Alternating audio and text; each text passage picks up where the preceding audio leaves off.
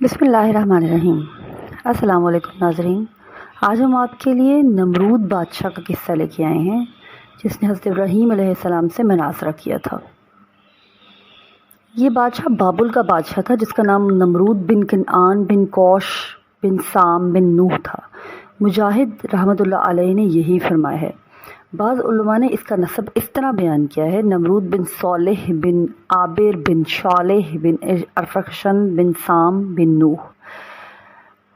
یہ شخص پوری دنیا پر حکومت کرتا تھا کیونکہ علماء کے قول کے مطابق 4 بادشاہوں نے پوری دنیا پر حکومت کی ہے، جن میں سے 2 مومن تھے اور 2 کافر۔ مومن تو ذوالقرنین اور سلیمان علیہ السلام ہیں، اور کافر نمرود اور بخت نصر ہیں۔ علماء فرماتے ہیں کہ نمرود مسلسل 400 سال بادشاہ رہا۔ اس نے سرکشی، ظلم اور تکبر کا راستہ اختیار کیا اور آخرت کے بجائے دنیا کا حصول پیش نظر رکھا۔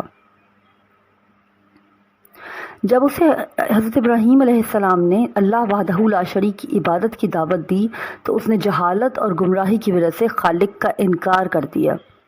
چنانچہ حضرت ابراہیم علیہ السلام نے اس سے بحث کی۔ ارشاد باری تعالیٰ ہے، سورہ بقرہ آیت نمبر 258، ترجمہ: بھلا تم نے اس شخص کو نہیں دیکھا جو اس غرور کے سبب سے کہ اللہ نے اس کی سلطنت بخشی تھی، ابراہیم سے پروردگار کے بارے میں جھگڑنے لگا؟ جب ابراہیم علیہ السلام نے کہا، میرا پروردگار تو وہ ہے جو زندہ کرتا ہے اور مارتا ہے، وہ بولا کہ زندہ کرنا اور مارنا تو میں بھی کر سکتا ہوں۔ ابراہیم نے کہا کہ اللہ تو سورج کو مشرق سے نکالتا ہے، تو اسے مغرب سے نکال دے۔ یہ سن کر کافر ششدر رہ گیا، اور اللہ تعالیٰ ظالم لوگوں کو ہدایت نہیں دیا کرتا۔ اس مقام پر اللہ تعالیٰ نے اپنے خلیل علیہ السلام کا اس سرکش ظالم بادشاہ سے مناظرہ بیان فرمایا ہے جس نے رب ہونے کا دعویٰ کیا تھا۔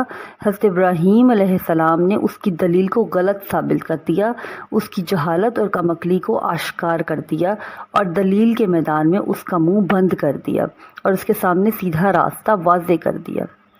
اس نے اپنے رب ہونے کا دعویٰ کیا تو حضرت ابراہیم علیہ السلام نے فرمایا، میرا رب زندہ کرتا ہے اور مارتا ہے۔ اس نے کہا، میں بھی زندہ کرتا ہوں اور مارتا ہوں۔ قتادہ اسدی اور محمد بن اسحاق رضی اللہ تعالیٰ عنہ بیان کرتے ہیں کہ اس کے سامنے 2 آدمی پیش کیے گئے جن کے لیے سزائے موت کا فیصلہ ہو چکا تھا۔ اس نے ایک کو قتل کرنے کا حکم دیا اور دوسرے کو معاف کر دیا۔ اس طرح اس نے یہ فریب دیا کہ اس نے ایک کو موت دے دی ہے اور دوسرے کو زندگی بخش دی ہے۔ اس کا یہ عمل حضرت ابراہیم علیہ السلام کی دلیل کا جواب نہیں تھا اور نہ اس کا موضوع مناظرے سے کوئی تعلق تھا، بلکہ یہ ایک بیکار بات تھی جس سے ظاہر ہو گیا کہ اس کے پاس کوئی دلیل نہیں۔ حضرت ابراہیم علیہ السلام نے جو دلیل پیش فرمائی تھی اس کی فصاحت یہ ہے کہ جانداروں کا جینا مرنا ایک عام مشاہدے کی چیز ہے۔ اس وجہ سے جب میں اس سے یہ کہوں گا تو وہ عام لوگوں کے سامنے لاجواب ہو جائے گا، لیکن اس نے جو ہے بیکار سی بات کی اور ایک آدمی کو زندہ رکھا اور ایک کو مار دیا۔ پھر اس کے بعد جو ہے حضرت ابراہیم علیہ السلام نے دوسری دلیل پیش کی تاکہ وہ لال جواب ہو جائے۔ سورہ بقرہ ہے آیت نمبر 258، ترجمہ: ابراہیم نے کہا کہ اللہ تو وہ ہے جو سورج کو مشرق سے نکالتا ہے، لہٰذا تو اسے مغرب سے نکال دے۔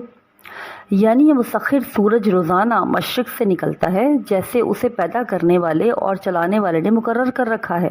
اگر تو ہی زندگی اور موت کا مالک ہے جیسے کہ تیرا دعویٰ ہے کہ تو زندہ کرتا اور موت دیتا ہے، تو اس سورج کو مغرب سے لے آ، کیونکہ جس کے ہاتھ میں زندگی اور موت کا اختیار ہو وہ جو چاہتا ہے کر سکتا ہے۔ اسے نہ منع کیا جا سکتا ہے نہ مغلوب کیا جا سکتا ہے، بلکہ وہ ہر چیز پر غالب ہوتا ہے اور ہر چیز اس کے حکم کی پابند ہوتی ہے۔ اگر تیرا دعویٰ سچا ہے تو یہ کام کر، ورنہ ثابت ہو جائے گا کہ تیرا دعویٰ غلط ہے۔ حقیقت یہ ہے کہ تجھے معلوم ہے اور ہر شخص جانتا ہے کہ تو یہ کام نہیں کر سکتا، تو اس قدر عاجز ہے کہ ایک مچھر بھی پیدا نہیں کر سکتا۔ اس طرح حضرت ابراہیم علیہ السلام نے اس کا جاہل اور عاجز ہونا واضح فرمایا، لہٰذا اس کے پاس جواب میں کہنے کو کچھ نہ رہا، اس کا منہ بند ہو گیا۔ سورہ بقرہ آیت نمبر 258۔ یہ سن کر کافر ششدر رہ گیا اور اللہ بے انصافوں کو ہدایت نہیں دیا کرتا۔ صدی نے ذکر کیا ہے کہ ابراہیم علیہ السلام اور نمرود کے درمیان یہ مناظرہ اس دن ہوا جس دن وہ آگ سے نکلے۔ اس سے پہلے ان کا آمنا سامنا نہیں ہوا تھا۔ जिस दिन वो इकट्ठे हुए उस दिन ये मनाजरा वाक़ हुआ। ज़ैद बिन असलम से रिवायत है कि नमरूद ने अशियाए खुर्दनी का इंतज़ाम अपने हाथ में रखा था। लोग गल्ला लेने के लिए उसके पास जाते थे। हज़रत इब्राहीम अलैहिस्सलाम भी दूसरे लोगों के साथ गल्ला लेने गए। इससे पहले दोनों की कभी मुलाकात नहीं हुई थी। उस वक्त उनके दरमियान यह मनाजरा हो गया। इसने हज़रत इब्राहीम अलैहिस्सलाम को गल्ला देने से इनकार कर दिया। आप उसके पास से आए तो आपके पास गल्ला नहीं था। जब आप घर के करीब पहुँचे तो दोनों बोरे मिट्टी से भर लिए और दिल में सोचा कि जब मैं घर पहुँचूँ तो घर वाले मुतमईन हो जाएंगे। घर पहुँचकर उन्होंने बोरे उतारे और खुद सो गए। आपकी ज़ौजा मोहतरमा हज़रत सारा रज़ी अल्लाह ताला अन्हा उठकर बोरों के पास गईं तो देखा कि वो उम्दा गल्ले से भरे हुए थे। उन्होंने खाना तैयार किया। जब हज़रत इब्राहीम अलैहिस्सलाम बेदार हुए तो देखा कि खाना तैयार है। उन्होंने पूछा, ये खाना कहाँ से आया?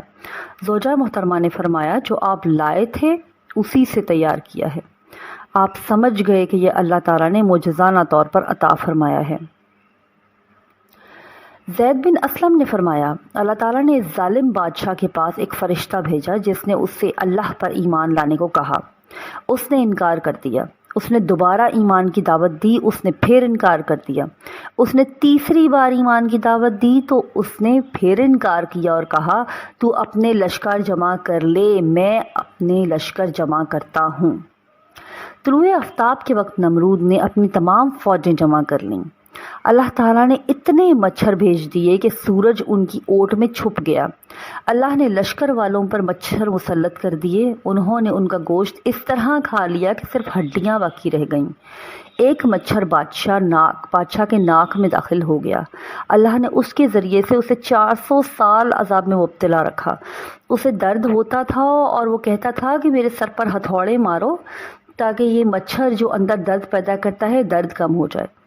इसी हथौड़ों की ज़र्ब की वजह से आखिरकार वो हलाक हो गया।